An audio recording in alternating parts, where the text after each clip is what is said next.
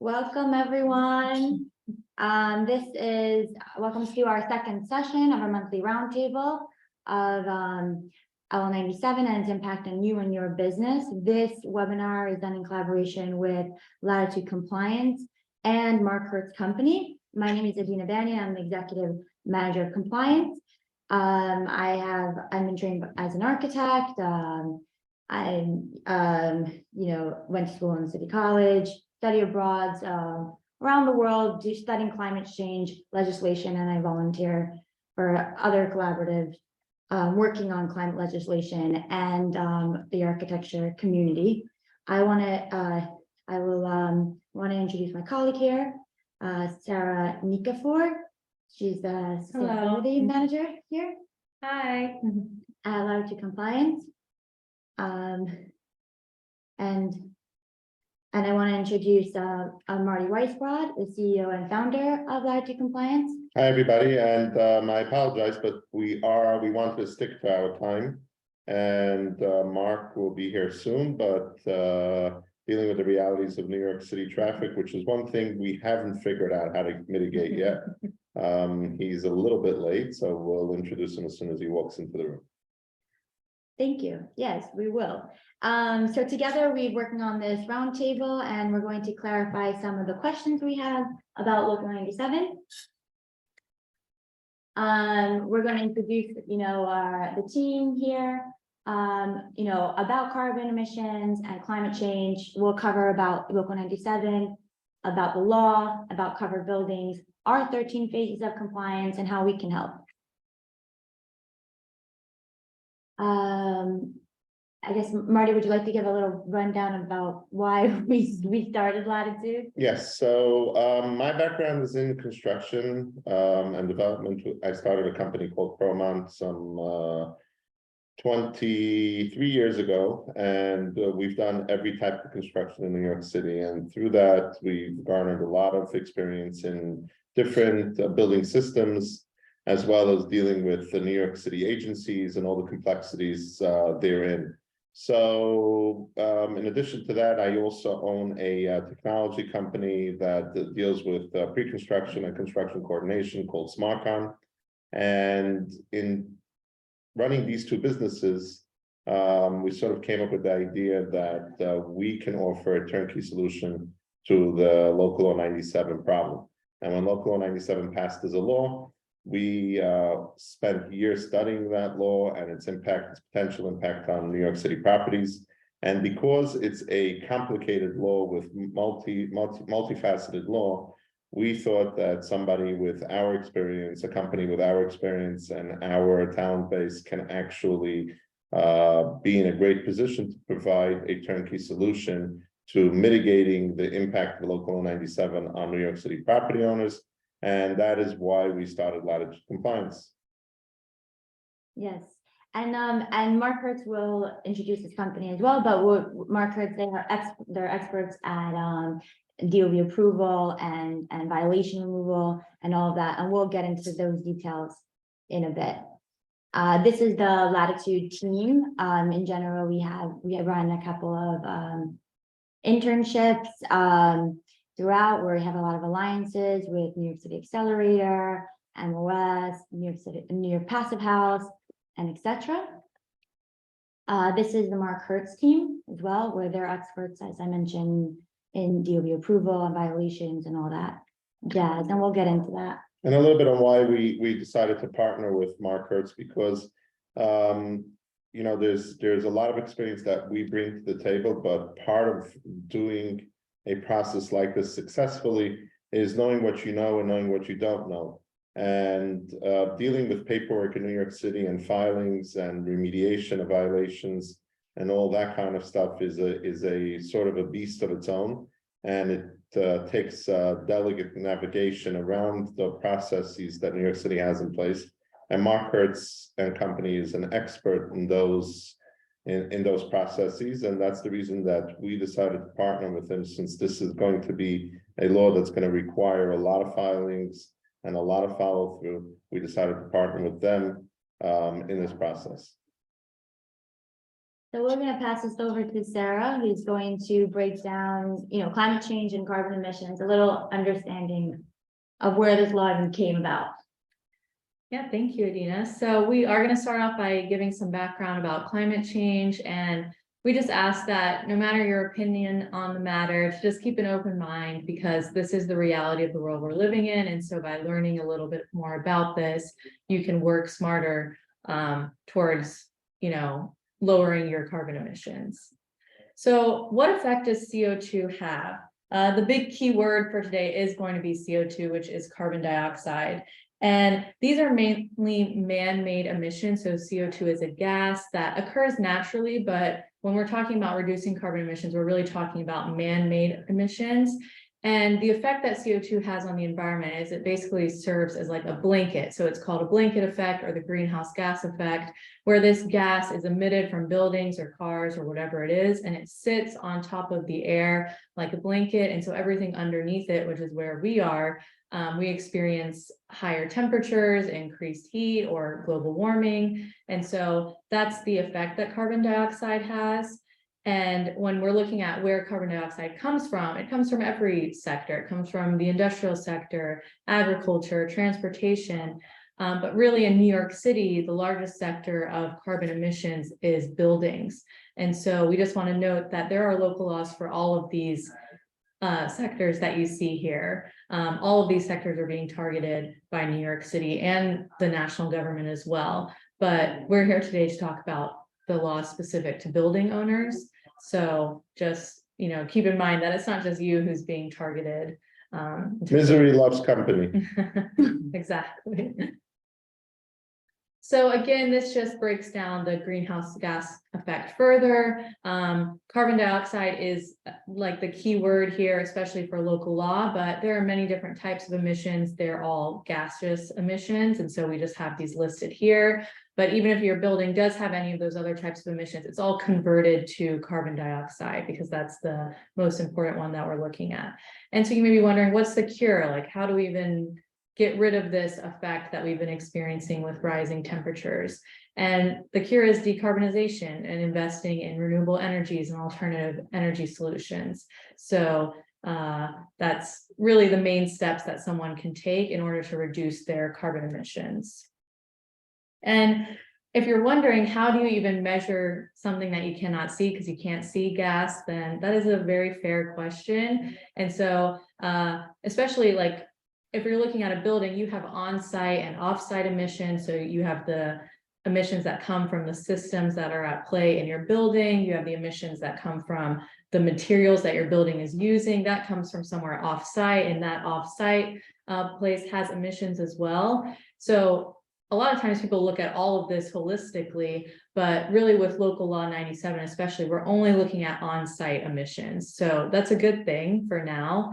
And the way that's calculated, as you can imagine, is the same way that you calculate your bills every month. You just look at your utility bills and see how much of your energy you're using and how much it's a real number that is taken into consideration. So that's how we measure carbon. And we just wanted to provide this background here because local law 97 and all these other local laws may seem new, and you may be frustrated that they're kind of just popping up out of nowhere, but really the country as a whole has been taking steps to reduce carbon emissions for a long time. This started in 1970 with the Clean Air Act, which was done by the EPA. And since then, the country as a whole has seen massive economic benefits for improving air quality. And the reason why that is because improving air quality improves health. It means that people can continue to go to work. It means that the average lifespan is higher than it was, or it can continue to grow. And so that's kind of all a result of the Clean Air Act. And then the first international effort was the Montreal Protocol in 1986, where a bunch of countries came together to pledge to reduce their emissions as well. And then that brings us to 2015 with the Paris Agreement, where 197 countries came together to pledge to reduce carbon emissions. And that's how we came to this point with New York City, because as a participating member in the Paris Agreement, New York City or the United States, including New York City, has also agreed to reduce carbon emissions as well. So that's how we got to this point. And now with all this background information on climate change, Adina is going to dive deeper into Local Law 97 and the covered buildings. Thank you, Sarah. So now you guys have a better understanding about, in general, how the globally we've been targeting, and different climate issues and how they've been solved globally. Now we're focusing just on buildings. So in general, Local 97, we mentioned before, is just targeting New York City. Any building that's over 25,000 square foot, they have to start limiting their carbon emissions. The goal of it is really that we want to achieve a 40% reduction of greenhouse gas emissions by 2030. And that's why you've been seeing a lot of deadlines already hitting by 2024. It's because this 2030 deadline is so aggressive. How basically your building type is being compared with similar buildings of that area, and it's being your carbon has to be limited by these deadlines, and we'll get into that in a second. So here is a building chart. Originally, when Local 97 was released, it was released a couple of times, but started in 2007, and it's been updated, and now it came up into 2019. When this came around, what we see here is that you have your building is being compared to similar buildings of that type. And then you come up with the coefficient number, whatever number that is, and you compare that. The same thing that happens is the deadlines are 2024, 2030, 2050, and we'll get into how the deadlines have changed. In general, we're talking about 50,000 buildings that are being affected, and any building that has government-owned buildings or houses of worship or rent-regulated properties, all of those, there is kind of exemptions, but all these exemptions are kind of fake. And I'll get into that in a bit. Adina, let me just stop you for a second. So Mark Hertz has just walked into the room, and I'd like for him to introduce himself. So as promised, Mark. Pardon my tardiness, and we will forgive the traffic of New York City. It's always a pleasure this time of year. Mark Hertz for Mark Hertz Company, Mark Hertz Group of Companies. We handle violations and all your real estate matters since October 31, 1984, that infamous date. And my life goes down in history, whether it be your filings, your plumbing applications, your electrical applications, or any other filings that you need. And we work in conjunction with this wonderful company called Latitude, Promont, and SmartCon, and we are here to help them and to work together with them and to make you, the client, be successful in your compliance with Local Law 97, sustainability, and so that you do not get the sizable penalties that will be coming down the pipe in the foreseeable future. Yes, and I'm going to mention those penalties because they're kind of crazy. So Mark, I wanted to tell you, yesterday we exhibited a show, a large trade show, and there was literally thousands and thousands of people there, and a very successful show. And there was a lot of property managers there as well. And what I was amazed was that everybody knew with Local 97 that there was an existing law that was going to affect them, but they knew nothing about the law.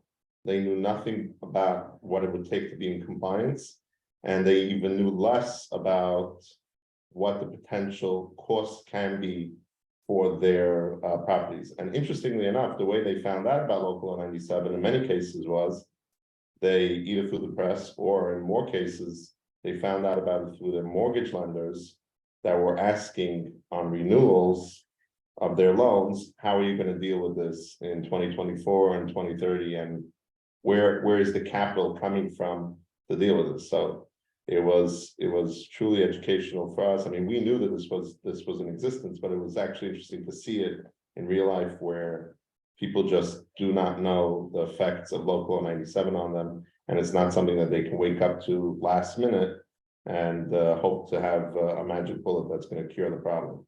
Firstly, I'm sure they came to your booth because I was at your booth yesterday. Unfortunately, didn't have the honor of seeing you. The chocolates were delicious. Chocolates were good, weren't They they? were compliments to you. Mike Scales, but also very good. Thank you very much. I met someone at the show yesterday that said to me that his insurance broker, his insurance company is asking is how about compliance. You mentioned mortgage. I'm saying that insurance companies are also asking, and people know, you're right, people know local 97, sustainability, it exists out there. But how do I become compliant? What do I do? And what is going to be the ramifications if I don't comply? And how is it going to affect my pocketbook? And how is it going? And can I just pay and say goodbye? Or, you know, so some people take the position, I'll pay once and have a great life. I can continue going. It's not the way it works. It's going to be nonstop penalties, and there's nonstop compliance dates, and there are different triggers that one has to reach at different times. So it's going to have a massive impact that people don't realize, but they know that there's something out there called sustainability, local 97, whatever it may be. And there aren't, to my knowledge, very few companies, and I don't know of any other companies that are really living it, breathing it, eating it, sleeping it like Latitude. Correct. And there are multiple companies that say that they deal with local 97. Those companies are actually not our competitors. Those companies are our subcontractors. We are actually going to use those companies to get to, to comply with certain aspects of the law.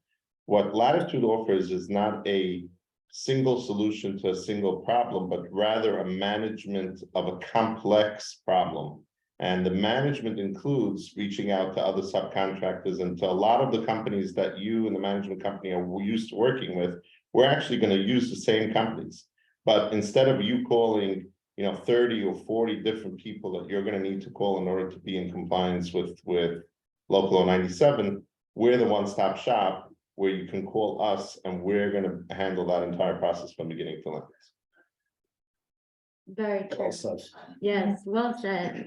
And in that respect, I'll continue going through some of the new updates that just were, released in October, the end of October, about local 97. But additionally, this hasn't been finalized and won't be finalized until the end of the year. So it's still, as we know, in the works of stuff. So the main changes to the law was basically, we got stricter deadlines every 5-year interval. Instead of having the building types that I mentioned before, now we have 66 property types, which now you can recategorize yourself and try to see if you can get something a little bit more favorable. But the bigger issue with that is that even though it may sound favorable, we got stricter carbon caps. So the chances of it's not necessarily going to be agreeable. It's still expensive, and we'll talk about that. The general rule of local 97 or any laws that the city comes up with, they usually don't get better. So the updates are probably going to get worse for us. And by the way, they don't go away no matter what the administration is. Right. Right, very true. And so, yes, this really gets down to it is, why should I care? Well, it's really expensive if you don't care. We're talking about 50 cents per square foot per month for not, failing to file your report. Exceeding your emissions limit, it's 268 per metric ton over the building's limit. And then false statement, it's $500,000 and imprisonment. So it's pretty expensive not to have this on your forefront. So just a typical calculation here is if we have a building, it's a typical building, 150,000 square foot. It's a residential and it's aiming for 2030 goals. So it has a 8.25 kg of CO2. It's aiming for 4.07 kg of CO2, and it filed like 4 months late. So the fines that we're talking about is for over emissions, it's 168,000 around, but the filing of the report, it's 300,000. That's pretty aggressive. Yes, I checked, that will affect anybody's pocketbook at the end of the day. Yes. So, I mean, the most important thing you see here is really about filing, because if you actually, once you just file, that's where the most of the expenses is coming in. But the exceeding emissions limit, if you don't reach that 2030 deadline, obviously we have another deadline in 2035 and 2040 and 2050. So every 5-year interval, it's gonna keep getting stricter and stricter, so the penalty amount is gonna keep getting higher. So. Now I'm gonna pass this over to Sarah, which will discuss our 13 phases of compliance and how we developed what our solution is. And you're gonna hear from Sarah with simplicity, how Latitude has developed this to these 13 phases, so that you, the client, is aggravation free, and Latitude now takes upon themselves all that aggravation. Yes, thank you. So, yeah, these are our 13 phases of compliance, and as you can see, we try and start from the very beginning of the process and take you all the way to the end so that you're not worrying about any of the details along the way. And so Adina will actually kind of talk about how we got to this 13 phases of compliance. Yes, I mean, just as how, you know, how Latitude looks at this in general is that, you know, just as a person is sick and they go see a doctor, the same thing with their building is we think of it as a whole, you know, the whole building. So your building needs to go and see a doctor and assess what's wrong with it and get an implementation plan and see how it can get healed. That's technically what Latitude offers. We're the doctor of the building.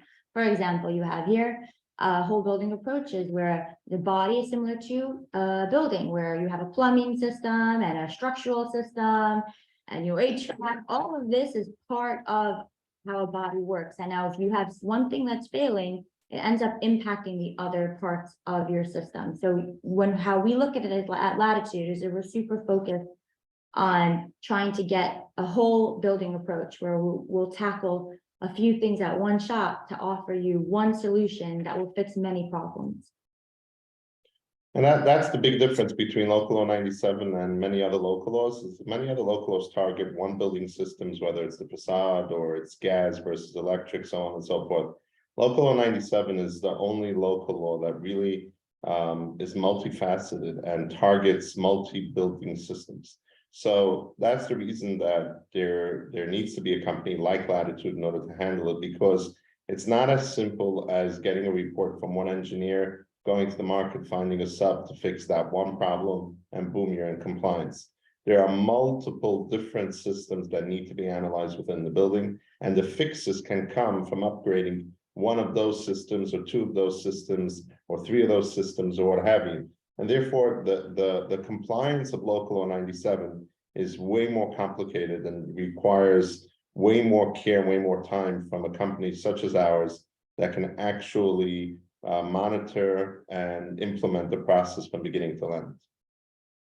And hence Latitude and Mark Hertz company are joined together because we can offer you that one turnkey solution between doing the physical work that needs to be done and getting that done and doing the filings and handling any potential violations, etc. And that's what makes us that turnkey solution. Yeah, while you were fighting traffic, I took your introduction. I took on your introduction.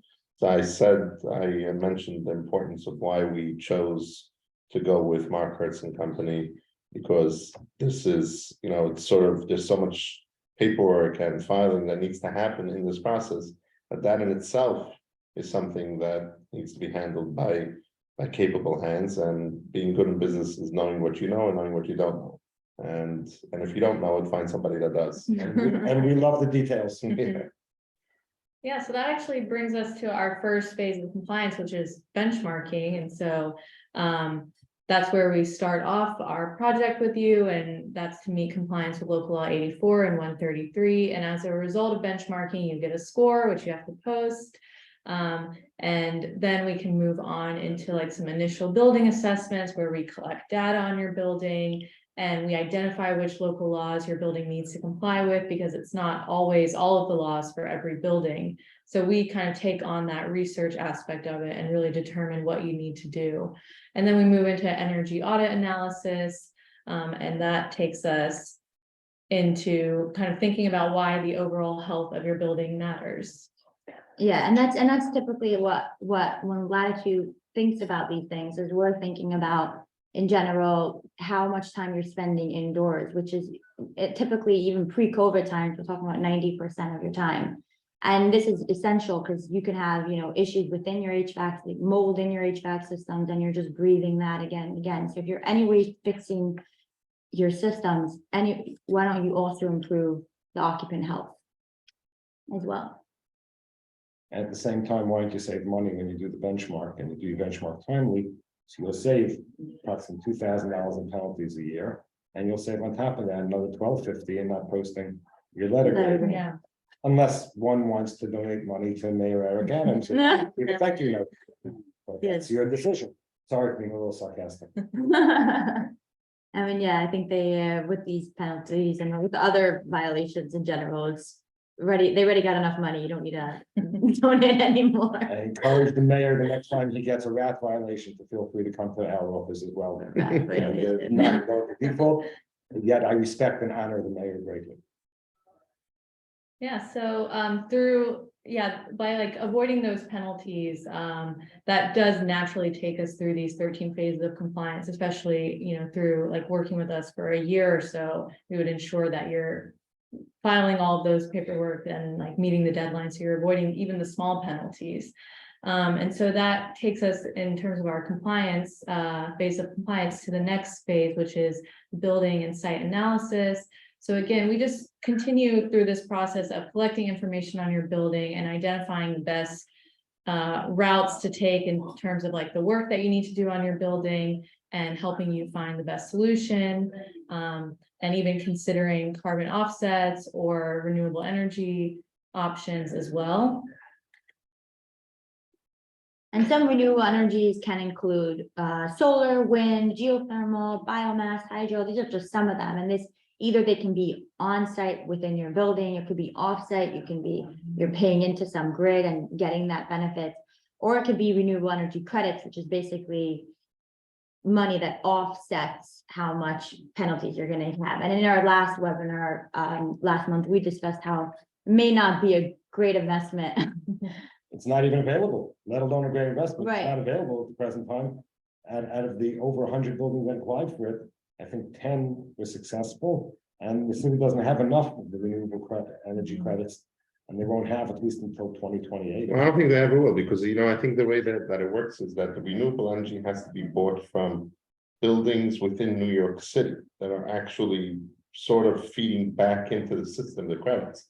There aren't those kind of buildings within New York City that are capable of, it's hard enough to be in compliance with the actual restrictions, but to produce enough of renewable energy to actually sell back into the market with restrictions that New York City places on who you can buy those credits from, it's looking less and less likely that option will ever be a real option in New York City.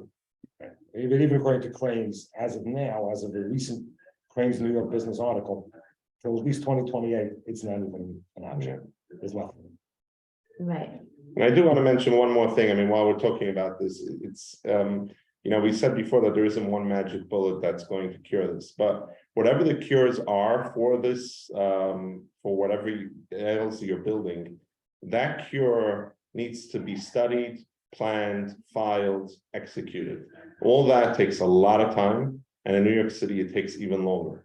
So even if your building is compliant for 2024, but it's not going to be compliant for 2030, it may actually take the entire time between 2024 and 2030 to get your building compliant, because some of the buildings that we're dealing with and some of the building systems that we're dealing with require shutdowns, different phasing. It's not so easy to become compliant, and it's not so easy to do this work, and it takes a lot of time and a lot of energy. Some of these buildings can take up to a year just to be able to fully analyze all the spaces and fully analyze all the systems to be able to get to a true solution that will make you compliant. So none of this is quick. Well said. Start early, Yes. avoid the rush. Well, it already is the rush, to be honest with you, because we're hitting 2023 right now. So you could do some retrofits Do it now. Yes, in general, with our buildings, how do you manage what's happening, your carbon emissions in your building? So you have two different types. There's operational and there's embodied. So operational is how we solve this is, upgrading your mechanical systems, investing in upgrading it, getting electrification, stuff like that. The next step is renewable energy, where you can, what we mentioned before, some type of, getting solar or any of those other options. RECs, which we talked about, the pros and cons of that. There's carbon offsets, which is also like kind of machines that suck out carbon from the air. There's a 10% leeway within the local 97. Still being developed. I don't know how it can be solved. And there's EPDs as well, which is environmental product declarations of certain materials where as the local law is being addressed, there's certain carbon coefficients which are being addressed to how to deal with the embodied carbon. We don't see it right now, but we see in the future, they're going to include this. So you may be wondering how you're supposed to be paying for all of this and why it's such an expensive process, but something that we do is we offer support in terms of finding the best incentives and rebates in terms of whatever retrofit you need to do. And so we're with you throughout that process as well of kind of budgeting out your solutions and getting that approval that you need and kind of taking those steps to actually finance the projects that you have to do. And we're with Mark Hertz company here, so he, they're literally the experts here of the DOB approval. So that's nothing to stress about. We're gonna sit with you through steps 8 and 9, the design and the DOB approval, and we're gonna go all the way. And we love being denied, because every denial is only a step in the right direction. It takes us one step further. I just want to focus also on design, which is something that I like to stress a lot. The Promont is not only a construction company, but we also own a company called SmartCon, and that utilizes technology within the construction industry to be able to fully analyze buildings. So let's say that a potential solution to get a building in compliance would require you to change the windows in the building. How do you know that after you change those windows, you're going to be compliant? How do you know that those windows will actually achieve the compliance that you need? So SmartCon has the ability to be able to scan the building and build a model off your existing building. We then feed the model into a software that we use, and we can then introduce the specs of the new windows into that model. And we're able to test in the virtual world whether the building will be compliant based on the install of the new windows. So instead of somebody, a consultant telling you will change the windows and you'll be in compliance, we can actually prove whether that will work or won't work. And that's sort of triangulating our experience and bringing it all into one package from the construction side and the design side, the technology side, and being able to provide for you a solution, a true turnkey solution to dealing with the local 97. That's exactly it. And in general, the idea of having a digital twin is becoming such a fad of knowing what's going to happen in your building before you build it. It's going to prevent many issues in the long run. If I read this whole conversation correctly, what you're basically saying is this is a one-stop shop. Yes, it is. And one added caveat, by the way, to being able to model the building, it also allows you to sort of inventory your building. So you can do asset management through the system that once, let's say we install new systems or we document existing systems, you can see year after year where those systems are up to in their lifespan, what they've produced, how much they've shed, and you can monitor easily rather than doing this in a manual level. You can actually sit by your desktop and be able to completely track all your assets within the facility or the building that we're dealing with, and know where it is on any given day, and know if you're compliant or not compliant. Yeah, that's very true. Just continuing here is we also in-house, we also have, a team of estimating budget and bidding, so we can get you the real numbers on these stuff. In general, Latitude, we don't deal with just one local 97. We understand that's the umbrella of all the ESG related local laws. So it's benchmarking, which we mentioned, 84 and 133. There's 87, your retro commissioning, the new energy codes as well. 95, posting your letter grade, 33 as well. And it's an ongoing list of climate legislation that is constantly being evolved, and we are in the know of all of them. And once you know technically that how it's being affected with each other, you understand that you can provide a solution for multiple problems at one shot, and that's literally our goal. Yeah, and we do like to stick with you until the very end. So while we, find the right people for you to do these projects, we're going to make sure that they're done correctly and to completion, so that you can get all the necessary compliance requirements out of the way and any certifications that you need. And then we'll work with you for annual monitoring, because a lot of these laws, they don't just go away after one submission. Some of them are every year, every 5 years, or whatever it may be. So we're with you from the beginning until the very end. And so, yeah, that brings us to the end of all the background information and all the explanation that we have for local law 97.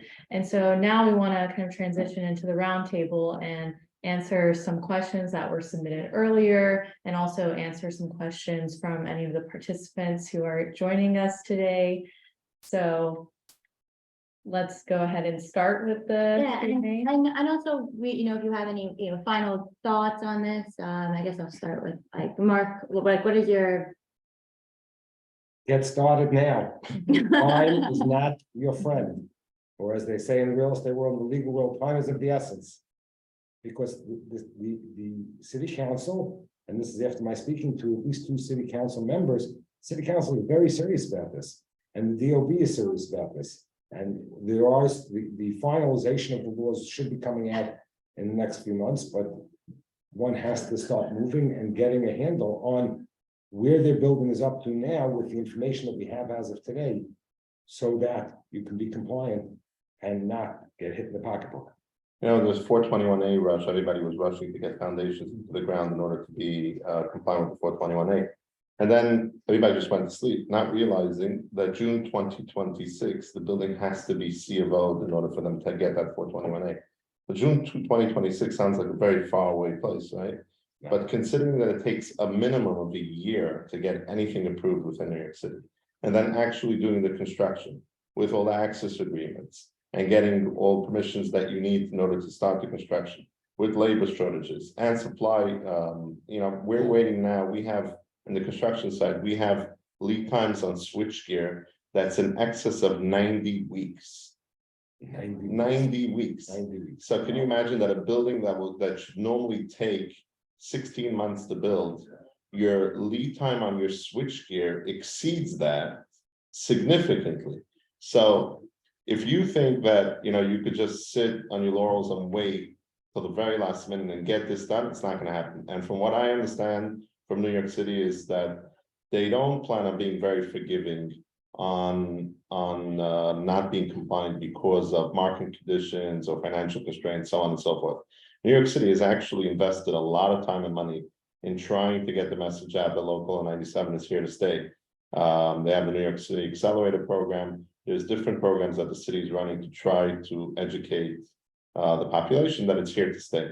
And I have a feeling, and people in the industry believe the same, is that it's here to stay. It's not going to get any easier, and there's not going to be a lot of leeway about delays or anything like that. And one added caveat that we didn't discuss yet is that, regardless of what your ideology is on the environment, what you think about, how humans impact the environment, so on and so forth.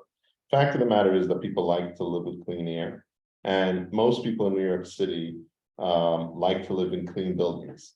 And those buildings being clean is not only walking the hallway and not having dirt on the floor, but knowing that the air that you're breathing and that the way your building is impacting the environment is a very important thing to most New York City residents. Based on their ideology and their background, that's what New York City residents like to see. So if you're going to be competing for tenants in New York City, and you're building on a block and there's a building next door to you, and your grade is, let's say, a D, and the guy next door to you, the guy or gal next door to you, their grade is a B or an A, well, the potential tenant may choose the building next door, even if your building has the swimming pool and the building next door doesn't have a swimming pool, because New York City residents actually care about climate change and actually care about the environment. So, this would make business sense in the long run, yes, it will cost money upfront, but it will make business sense in the long run. It'll actually make you more competitive within the industry.